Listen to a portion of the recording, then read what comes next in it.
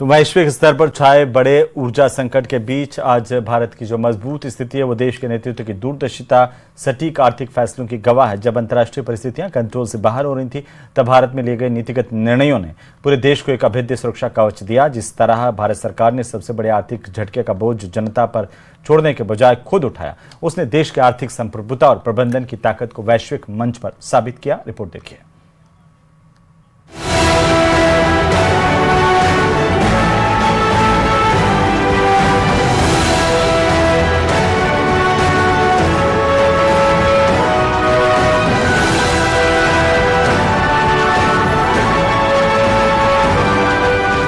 28 फरवरी 2026 Iran पर हमलों के बाद दुनिया की सबसे महत्वपूर्ण समुद्री तेल आपूर्ति लाइन स्ट्रेट ऑफ हॉर्मुज लगभग बंद हो गई। यही वो रास्ता है जिससे दुनिया का करीब 5वां हिस्सा समुद्री तेल गुजरता है। भारत के लिए ये सिर्फ एक अंतर्राष्ट्रीय संकट नहीं था, बल्कि ऊर्जा सुरक्षा की सबसे बड़ी परीक्षा थी।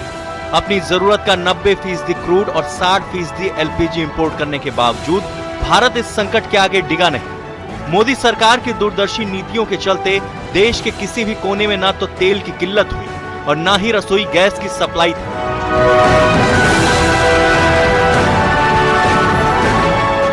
भारत दुनिया की इकलौती ऐसी बड़ी अर्थव्यवस्था बनकर उभरा जिसने अपने उपभोक्ताओं को इस संकट की आंच तक नहीं आने दी। लेकिन इस बीच ये सवाल भी उठता है कि आखिर भारत बाकी देशों से बेहतर स्थिति में क्यों रहा। इसका जवाब सिर्फ संकट में नहीं, बल्कि पिछले 10 वर्षों की तैयारियों में छिपा है। भारत की ये मजबूती अचानक नहीं आई, बल्कि इसके पीछे पिछले 1 दशक की कड़ी मेहनत और विजन है। 2014 के मुकाबले देश में एलपीजी आयात टर्मिनलों की संख्या 2 गुनी हो चुकी थी। पाइपलाइन नेटवर्क कई हजार किलोमीटर तक बढ़ चुका था। कच्चा तेल खरीदने वाले देशों की संख्या 27 से बढ़कर 41 हो गई। एलएनजी टर्मिनल 2 गुने हुए। सिटी गैस नेटवर्क 55 से बढ़कर 300 से ज्यादा शहरों तक पहुंच गया। रणनीतिक पेट्रोलियम भंडार तैयार किए गए और सबसे अहम, भारत ने अपनी ऊर्जा जरूरतों के लिए किसी एक देश या एक रास्ते पर निर्भर रहने के बजाय सप्लाई को विविध बनाया। यही वजह रही कि जब हॉर्मुज पर संकट आया तब भारत के पास विकल्प मौजूद थे। इस विजन की असली ताकत तब दिखी जब अंतर्राष्ट्रीय बाजार में कच्चे तेल की कीमतें $126 प्रति बैरल के पार पहुंच गई। तब केंद्र सरकार ने अपनी जेब से देश की जनता को बड़ी राहत दी। 27 मार्च 2026 को केंद्र ने पेट्रोल डीजल पर एक्साइज ड्यूटी में 10 रुपए प्रति लीटर की भारी कटौती की, जिससे सरकार को करीब 1.7 लाख करोड़ रुपए के राजस्व का नुकसान हुआ। जहां दुनिया भर में तेल के दाम 40 से 85% तक बढ़ गए, वहीं भारत में कीमतों में महज 7 से 8% की मामूली बढ़ोतरी हुई, जो वैश्विक स्तर पर सबसे कम है। यही वजह रही कि इस पूरे संकट के दौरान भारत में पेट्रोल और डीजल की कीमतों में बढ़ोतरी दुनिया के बड़े आयातक देशों की तुलना में सबसे कम रही। हालांकि इस संकट में सबसे बड़ा खतरा रसोई गैस यानी एलपीजी पर था, क्योंकि भारत की आधी से ज्यादा एलपीजी खाड़ी देशों से आती थी। सरकार ने तुरंत एक्शन लेते हुए महज 8 दिनों के भीतर एलपीजी कंट्रोल ऑर्डर जारी किया और घरेलू रिफाइनरियों का प्रोडक्शन 35,000 से बढ़ाकर रिकॉर्ड 54,000 टन प्रतिदिन कर दिया।